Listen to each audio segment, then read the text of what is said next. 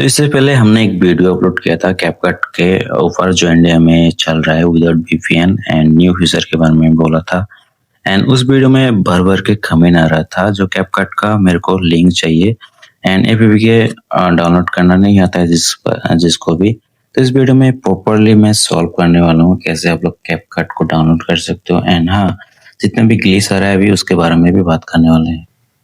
तो ओके, अभी हम आ चुके हैं हमारे मोबाइल के स्क्रीन पे एंड कैपकट मैंने ओपन कर लिया।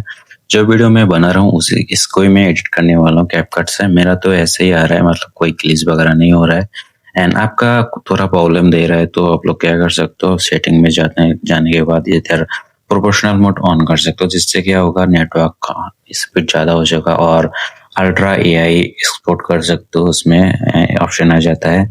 एंड इसमें थोड़ा मैं इफेक्ट वगैरह डाल देता हूँ, बॉडी इफेक्ट, जो कि इस वीडियो में देखने को मिलेगा आप लोगों को कैसे मैंने किया। एंड उसके अलावा आप लोग चाहो तो इसमें वॉइस ओवर का भी ऑप्शन दे रखा है जो कि वॉइस क्लीनिंग कर देता है, मेरा फेवरेट है।